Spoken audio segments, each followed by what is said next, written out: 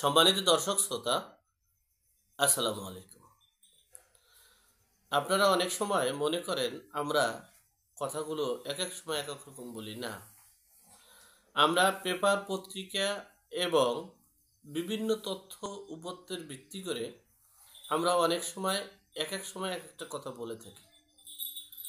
আজকের যে তথ্য সেটা হচ্ছে মানবজমিন পত্রিকায় পাওয়া তথ্য এবং সেটা বিশ্লেষণ করে পাওয়া গেছে, যেটা এনসিপি অর্থাৎ এই সমন্বয়কারীদের যে দলটা, জাতীয় নাগরিক পার্টি, সেই জাতীয় নাগরিক পার্টির সাথে তলে তলে তারা, অর্থাৎ তারা ইন্টারনাল ভাবে বসেছে বিএনপির সাথে, বাংলাদেশ ন্যাশনাল পার্টি বিএনপির সাথে বসেছে সমঝোতার জন্য। মানবজমিন পত্রিকায় সেটা চলে আসছে।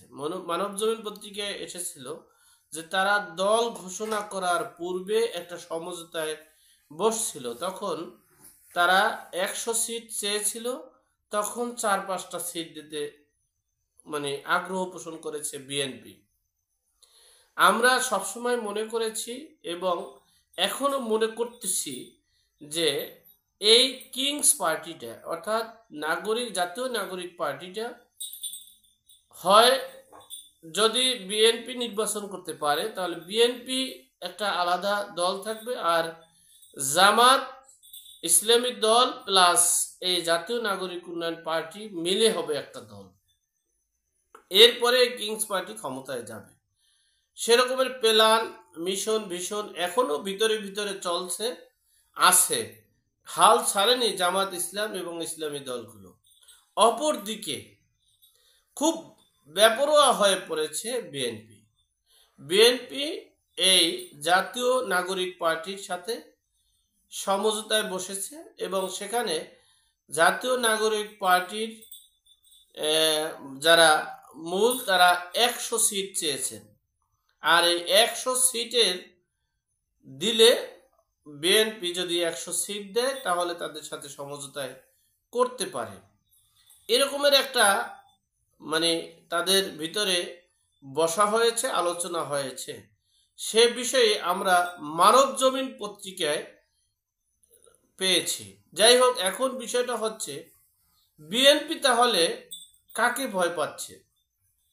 এখন বোঝা গেল বিএনপি সবসময় জামাতের বিরুদ্ধে। আপনারা দেখেছেন জামাত স্বাধীনতার পরাশক্তি, জামাত শিবির রক্ষানা শিবির, এরপরে বলেছে জামাত আর সেনাবাহিনী তারা নাকি দেশপ্রেমিক, বিভিন্ন কথা, বিভিন্ন তাদের মুখোশ খুলে দেওয়া হয়েছে। আবার জামাতও বলেছে যে দুর্নীতিতে 5বার চ্যাম্পিয়ন হয়েছে, বিশ্ব সেরা তারা, এবং খাম্বা তারেক বিভিন্নভাবে, অর্থাৎ একজন আরেকজনের কি কাদা সরাসরি চলছে। এই কাদা সরাসরিটা কিন্তু সেনাপ্রধান ডক্টর ওয়াকারুজ্জামানও বলেছেন যে আপনারা নিজেরা কাদা সরাসরি করেছেন, গত 6.5 মাসে 7 মাসে অনেক কিছু করেছেন, এনাফ ইজ এনাফ, ডট, অর্থাৎ ফুল স্টপ শব্দ দিয়ে বোঝা হয়েছে যা কিছু করেছেন এই পর্যন্ত সমাপ্ত থাকেন, আর সামনে বাড়িয়েন না। তাহলে বুঝতে হবে যে কি ইঙ্গিত করেছে, কত দূর করেছে। যাই হোক, আমার বিশ্লেষণটা আপনাদের কাছে ভালো নাও লাগতে পারে, আবার আপনাদের মতামতটা আমার কাছে ভালো লাগতে পারে। যাই হোক, সেটা ভিন্ন বিষয়। এখন সর্বোপরি কথা হচ্ছে, যে যাই বলুক না কেন, ডক্টর মোহাম্মদ ইউনূসের যে দলটা, এটা আমার বিশ্লেষণ। মানবজমিনে তো আসছে তলে তলে বিএনপি খুব জোরালো ভাবে এই কিংস পার্টিকে সাথে নিয়ে তারা জোট করে নির্বাচন করতে চাচ্ছে। আর অপরদিকে বিষয়টা আবার আপনাদের বলি, অপরদিকে এই ডক্টর ইউনূস সাহেব যদি এই নির্বাচন পর্যন্ত থাকতে পারে, তাহলে এই পার্টিটাই জামাত শিবির হেফাজতের সাথে জোট করে তারা ক্ষমতায় যাবে।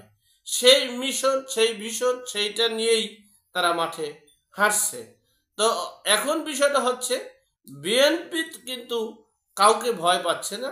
বিএনপি ভয় পাচ্ছে ছাত্র জনতার পার্টি, এই জাতীয় নাগরিক উন্নয়ন পার্টি, জাতীয় নাগরিক পার্টি। যাই হোক, এখন বিষয়টা হচ্ছে আপনারা দেখেন যে কোন ঘাটের পানি কোন ঘাটে যায়। আর আপনাদের কাছে একটা জোরালো অনুরোধ থাকবে, আপনারা মতামত দিতে পারেন, মতামত দিবেন, আমরা সে বিষয়ে না হয় আপনাদের সাথে সে বিষয় নিয়ে একটা ভিডিও বানাবো, করব। কিন্তু বিষয়টা এভাবে নেগলেন্সি করেন না। কারণ হচ্ছে প্রতিদিনের এই বর্তমান যে বাংলাদেশের অবস্থান, প্রতিটা মুহূর্ত, প্রতিটা দিন মানে মানে চেঞ্জ হচ্ছে।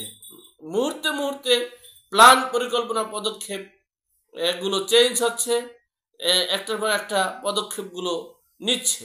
যাই হোক, সর্বোপরি কথা হচ্ছে বিএনপি উঠিয়া পড়িয়া মরিয়া লাগিয়েছে যে ছাত্র জনতার পার্টিকে তাদের সাথে নিয়ে জোট করে নির্বাচন করে ক্ষমতায় যাবে। দেখার বিষয় সামনে কি হতে পারে, এটাই এখন প্রশ্ন। আল্লাহ আমাদের সকলকে সঠিক জ্ঞান দান করার তৌফিক দান করুক। প্রিয় দর্শক, এ পর্যন্তই।